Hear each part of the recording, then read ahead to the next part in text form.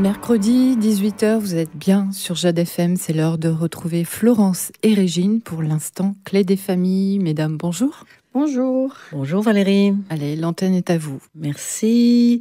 Eh bien, bonjour à toutes et à tous et bienvenue dans ce qui est le dernier numéro, le dernier rendez-vous de la saison de l'Instant Clé des familles sur Jade FM. Aujourd'hui, on vous emmène dans l'été. Tiens donc. Et notre titre, c'est « Vive les grandes vacances ». Les parents, vous vous souvenez des grandes vacances, hein ? Donc l'été, c'est celui des rencontres, des partages, des découvertes et aussi de la lenteur. On va vous parler de nos actions estivales, des forums associatifs auxquels nous serons à Chauvet et Pornic, des bénévoles qui font vivre nos projets et de ceux et celles que nous attendons pour la rentrée. Mais bien sûr aussi, on va vous donner, comme toujours, et là particulièrement, quelques idées de livres à mettre dans votre valise, dans la valise des petits, pour lire, par exemple, à l'ombre d'un arbre, sur la plage ou à la montagne.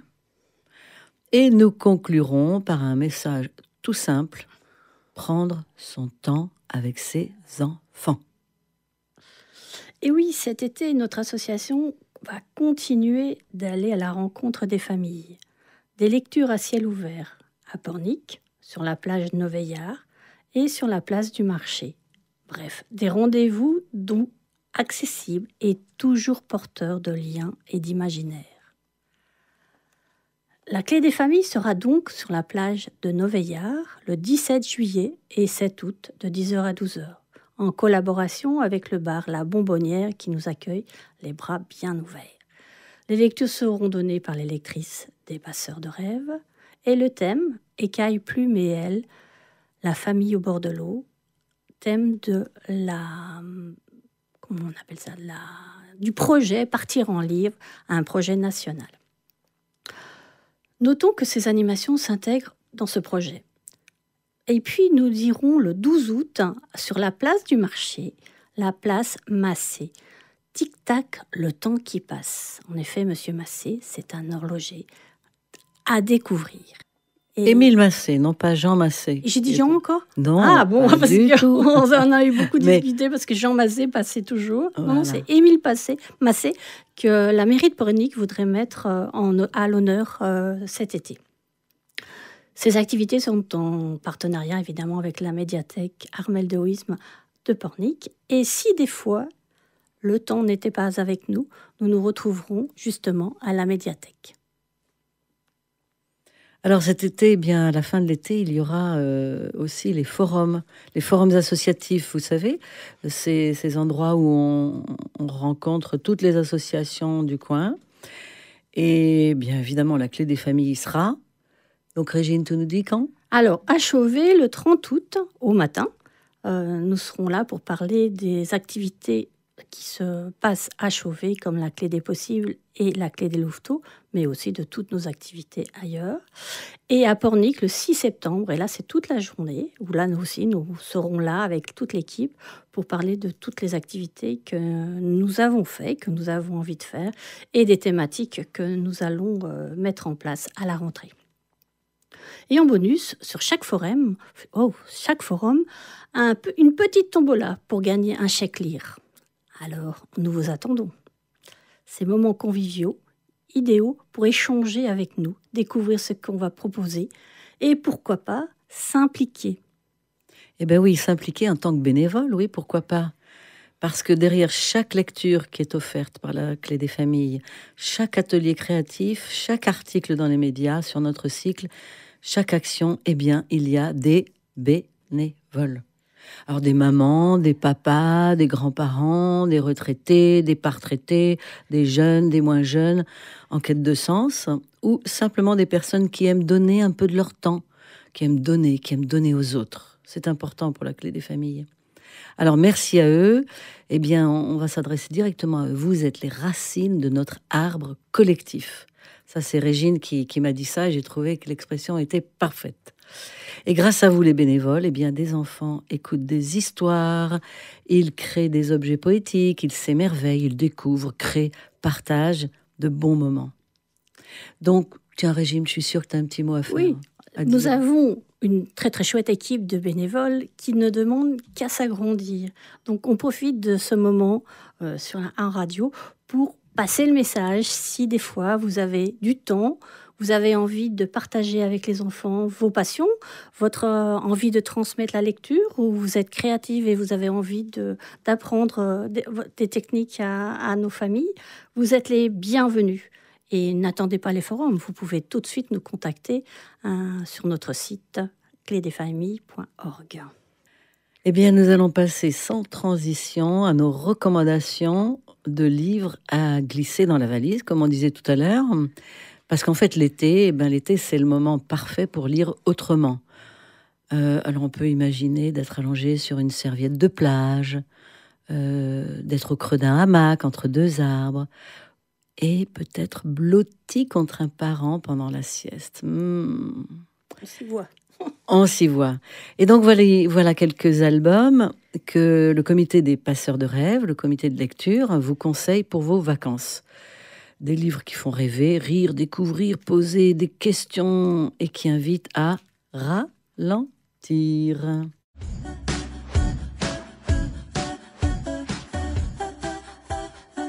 Régine, tu commences ? Oui, alors je vais vous présenter un petit album carré pour les tout petits. Mais où sont les 3 petits poissons de Corinne Dreyfus aux éditions du Seuil? C'est un album cartonné, donc vous pouvez l'emmener à la plage sans problème ou à la montagne. Ce récit d'éveil vous propose un chercher-trouve pour nos petits à partir de 2 ans.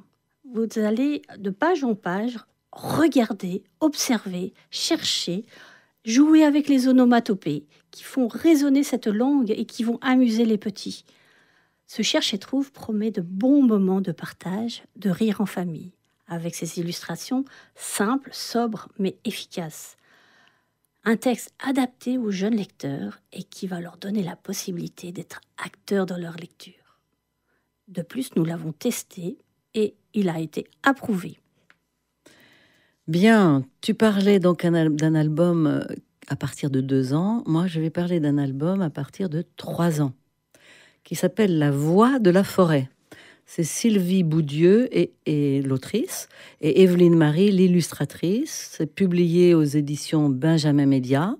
C'est tout récent, parce que ça vient de sortir en mai. 52 pages, un bel album cartonné. Eh bien oui, ce bel album, il est plein de poésie. Il emmène le jeune lecteur à la découverte des animaux de la forêt, mais aussi de la montagne. Des animaux de la montagne. Alors, chacun de ces animaux est acteur d'un concert imaginaire, donc d'où le titre, La Voix de la forêt.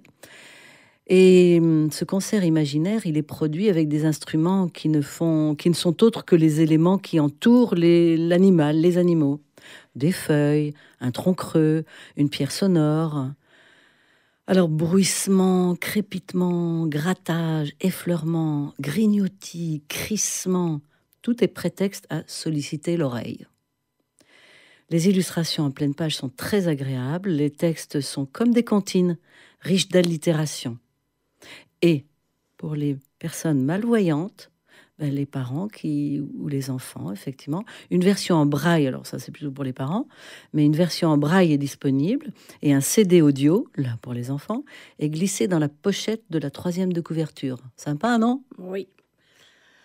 Alors, après la forêt, nous vous proposons d'aller au parc, avec un petit album carré des éditions Les 400 coups de Robert Soulière et de Loïc May. Un album cartonné aussi avec des rabats, donc un livre animé, on pourrait dire à partir de 3 ans. Et ce qu'il a d'original, c'est que c'est un papa qui est avec son enfant et c'est l'enfant qui va emmener le papa à découvrir le parc autrement. Il va l'entraîner dans une aventure pas possible de chevalier. Il va construire des châteaux, il va même monter sur la tour Eiffel, il va faire connaissance des fourmis, il va profiter d'un concert. Il va décoller en direction des étoiles et pour finir, rien de mieux que de déguster une bonne glace avec son papa. Cet album est un hommage joyeux au pouvoir du jeu libre, un plaisir d'inventer ensemble, au bonheur d'être là, juste là, avec son enfant. Un banc, un toboggan, quelques cailloux et voilà, le théâtre de l'imagination. Une très belle lecture à savourer juste avant une sortie en famille, ou pour donner des idées, ou tout simplement pour redécouvrir ce petit coin de verdure du quartier, comme une vraie terre d'aventure. Les illustrations de Loïc Méhé sont pleines de peps, de mouvements, de clins d'œil qui feront sourire les grands et surtout les petits. Donc à glisser dans les valises pour les vacances. Ok, mais moi je vais changer de registre, mais on va être au bord de l'océan parce que je vais vous parler, et puis un petit peu plus âgé pour les enfants à partir de 5 ans, je vais vous parler d'un album qui est absolument magnifique, qui s'appelle Petite étoile dans l'océan. C'est de Emmanuelle Housset, qui est l'autrice et l'illustratrice, que la Clé des Familles a d'ailleurs rencontrée il y a 2 ans, en la faisant venir dans les classes, voilà. À Pornic et à Chauvet. Voilà. Très sympathique, Emmanuelle Housset. Et qui est nantaise. Absolument. Et donc, c'est un magnifique album pour s'émerveiller des richesses de l'océan. Le schéma narratif, l'histoire, disons, Flora part à la découverte de l'univers marin et rencontre Petite étoile de mer, évidemment. Et c'est même un bébé poisson-lune. Elle dérive, elle grandit, et au fil de son périple marin, elle découvre les caractéristiques des autres petits animaux et des minuscules végétaux du monde marin et le plancton. Enfin, Petite étoile devient un majestueux poisson-lune. Au-delà de cette jolie histoire dont les personnages principaux, Flora, donc la petite exploratrice, et Petite étoile se retrouvent, le jeune lecteur apprendra beaucoup sur les espèces qui cohabitent dans l'océan.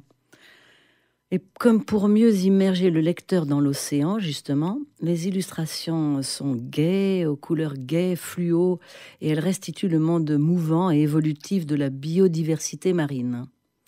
À noter à la fin de l'album, de précieuses informations données par l'autrice, donc Emmanuelle Housset, comme on disait, sur la fondation Tara Océan. Je suis sûre que vous en avez tous entendu parler récemment du reste.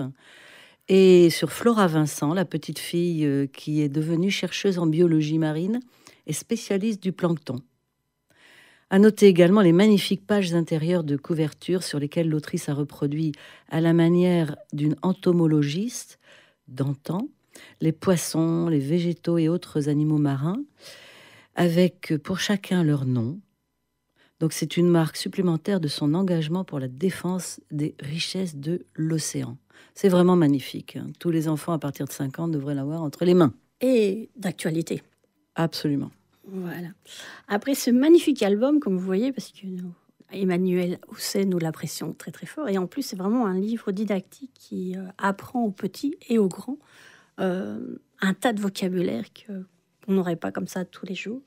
Je vais vous parler d'un livre qui m'est tombé il y a 2 ou 3 jours dans la boîte aux lettres, qui s'appelle Rien du tout. Déjà le thème, j'aimais beaucoup.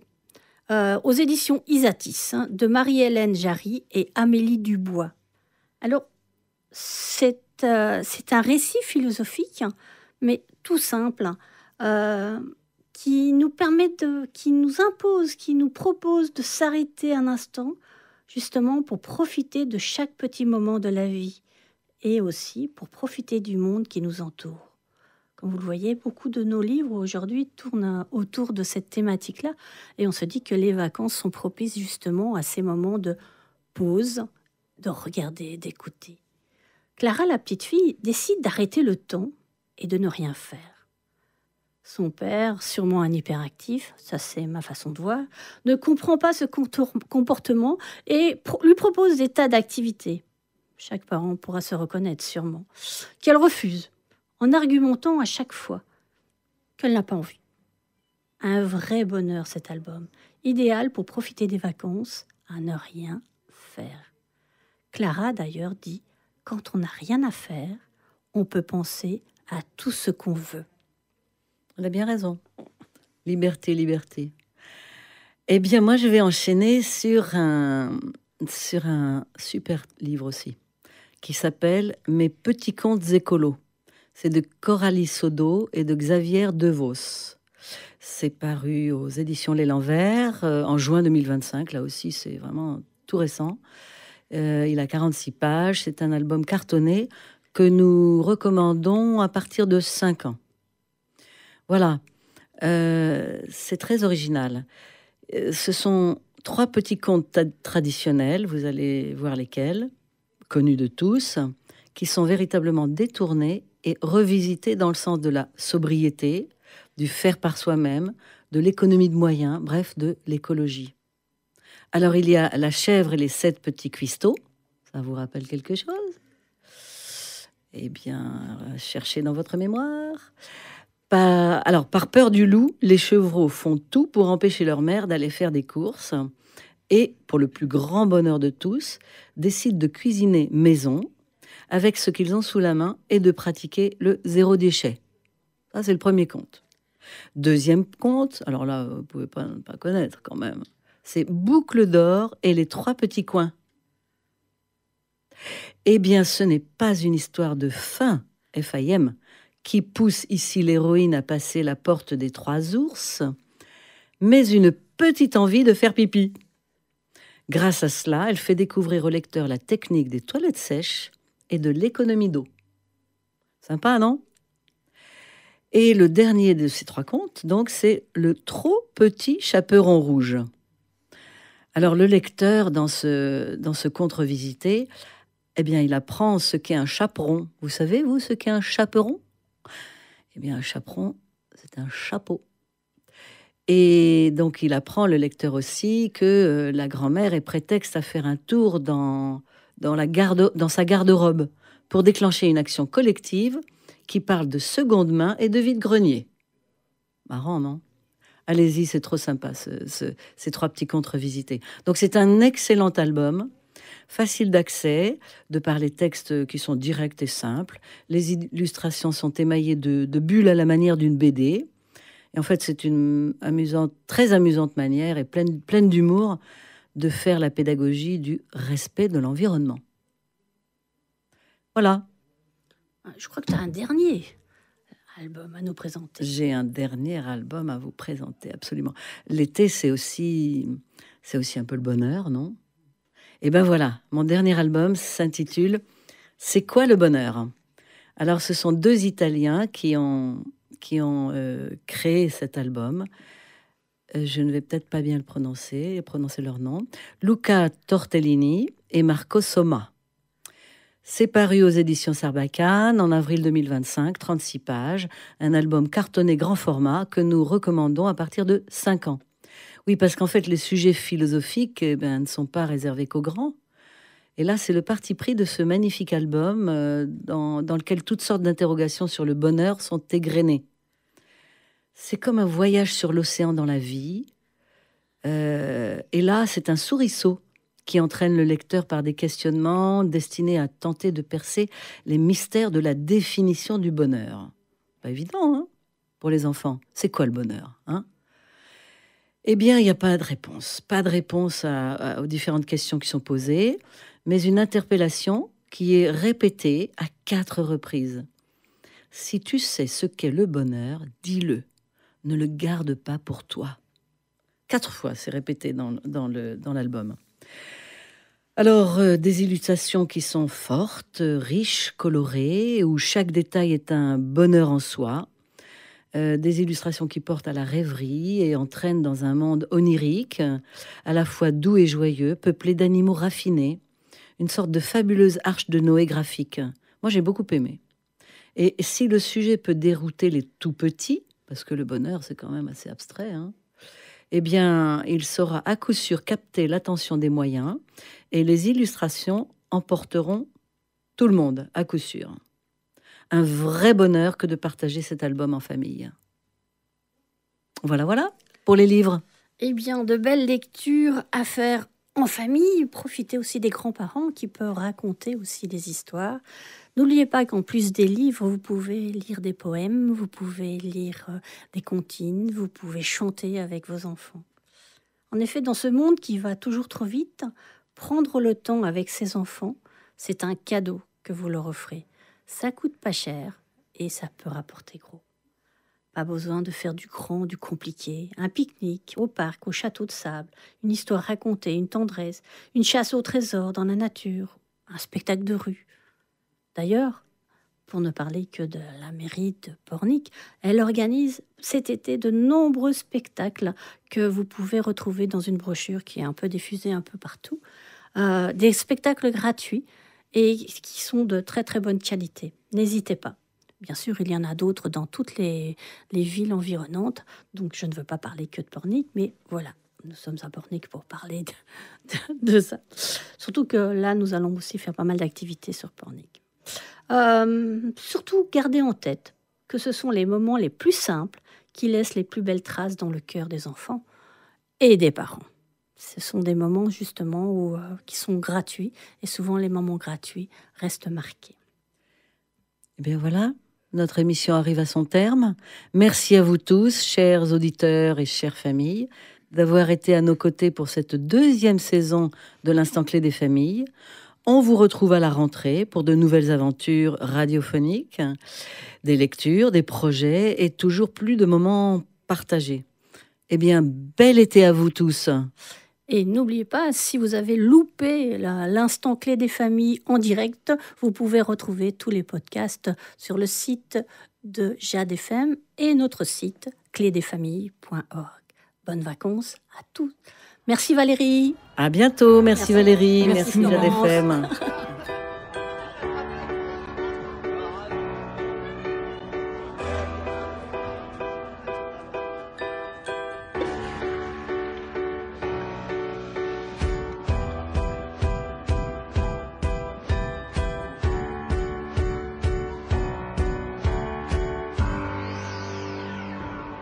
Ha ha ha.